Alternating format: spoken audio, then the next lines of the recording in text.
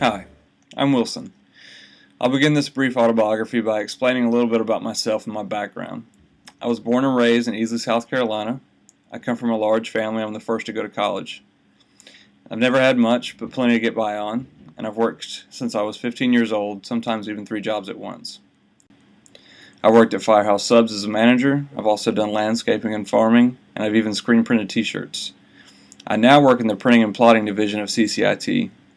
2 summers ago, I interned at Keys Innovative Solutions, and this coming summer I'll be working 45 hours per week as an intern at an in-house advertising agency called Tor Creative, which exists within a global company called Tektronic Industries.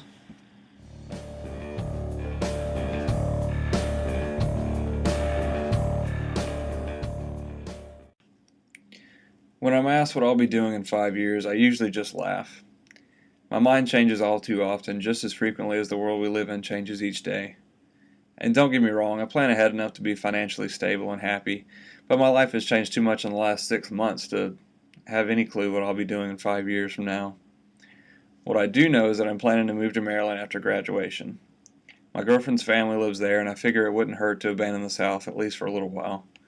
Besides, Baltimore is a hub for many options and many opportunities. I'm pretty close to my friend Tyler, so he and my oldest brother will likely be following me up north after graduation. Tyler owns his own personal training studio here in Anderson, South Carolina, and it's done extremely well, so I may help him start over with a new one in Maryland. And that brings me to my next and final subject.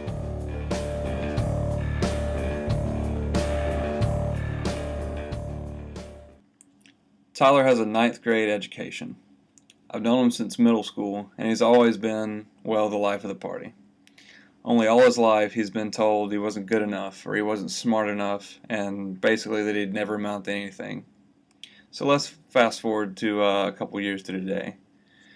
Tyler and his brother started their training studio about 4 or 5 months ago, and if Tyler continues on the same path he's on now, he'll be making close to $85,000 in this year alone, all the while making his own schedule, sleeping in a moderate amount, and driving 5 minutes to work and doing what he loves. Now let's flash back to me. I've switched majors 4 times. I have 1 year left until I graduate and receive my college degree from an accredited and very prestigious university. Thus far, I have over $35,000 in loans, and I struggle to live from paycheck to paycheck.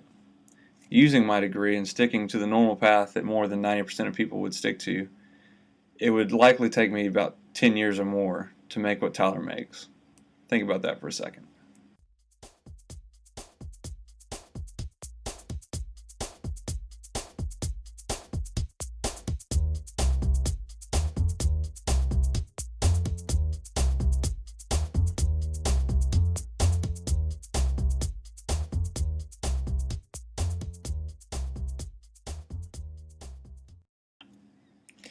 Now, these quotes you just read and the example I've given about the opposing paths that Tyler and I have taken are not meant to bash college at all or the education that's taken away from college. The point that I mean to make is that for most people today, we go to college because that's what we're supposed to do. It's what we're expected to do. We get our degree, and after much struggle, we land a decent job that we can at least tolerate and make a living until we retire and move to somewhere like Florida. My point is that we need to start thinking for ourselves and for the next generation, instead of what the generations before us think or what the media is telling us to do. We need to live to make a much more abundant, fulfilling life, not just to make a living. From my personal experience, I'd have to say that the tests and textbooks and notes from the classroom, all the stereotypical things from college, makes up maybe 20% of what I've actually learned since freshman year. The remaining 80%, however, has been gained from meeting new people, experiencing new cultures, even just inside the U.S., and learning from life itself, learning from the mistakes we make and the mistakes that others make and what we take away from them. As I wrap up, I'll leave you with this. It's virtually impossible to get a decent job today without a college degree, so I would never tell someone not to go to college. What I'm saying is that we need to stray away from only learning from a classroom or textbook experience, just to simply cease any continual learning upon graduation. To me, life starts after college. Contribute to society instead of taking away from it or remaining a slave to it. That is how we can help today's world become a little less flat.